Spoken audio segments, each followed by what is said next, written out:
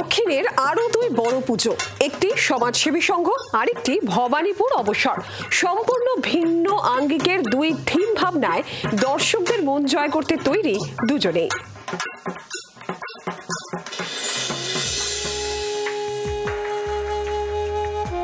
৮০তম বর্ষের সমাজসেবী সংঘ যেভাবে পুজোর সূচনা হয়েছিল এই পাড়ায়, সেই অধ্যায় ও টাইমলাইন এবার ফুটে উঠবে পুজো মণ্ডপে। থিমের নাম Pather Panchali ১৯৪৬, the great Calcutta killing.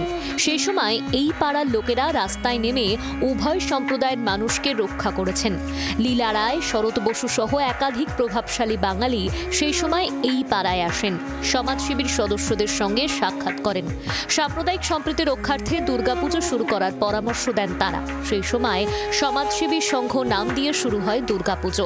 ৮০ বছর আগে পাড়ার দুর্গাপুজো শুরুর অধ্যায় এবার এই পাড়ারই পুজোর থিম। এবছর প্ল্যান হচ্ছে ১ বছর ধরে পুজো করা। আমাদের এই পুজোটা এখানেই শেষ হবে না।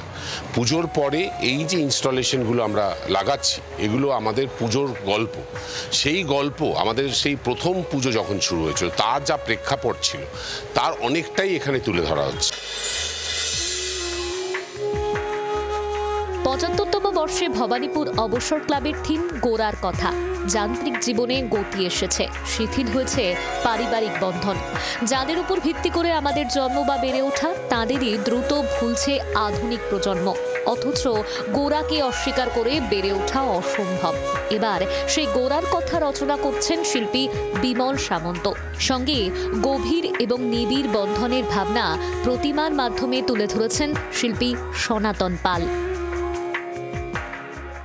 এখানে আমার বক্তব্য একটা বার্তা এই কাজের মধ্যে দিয়ে, যে আমরা ক্রমশ না ওই সৃষ্টিকর্তাকে যেন ভীষণ অবহেলা করছি, করে যে মানে বিভিন্ন রকমভাবে না নিজেরা অসহায় হচ্ছি, নিজেরা মানবতাহীন হয়ে যাচ্ছি, আমাদের মধ্যে বন্ধুত্ব নষ্ট হয়ে যাচ্ছে, আত্মীয়তা নষ্ট হয়ে যাচ্ছে, দিয়ে একটা অন্যরকম সমাজ যেন দেখতে পাচ্ছি। দক্ষিণ কলকাতার ডাক সাইটে দুই পুজো এবার দুরকম বার্তা দিচ্ছে। বালিগঞ্জ সমাজসেবী নিজের পুজো সূচনার ইতিহাস তুলে ধরছে নিজেই, আবার ভবানীপুর অবসর ক্লাব এক অদ্ভুত গ্রন্থি বা বন্ধনের গল্প ফুটিয়ে তুলছে দুর্গাপুজোর মণ্ডপে। জি ২৪ ঘন্টার জন্য ক্যামেরায় তরুণের সঙ্গে অয়ন, কলকাতা।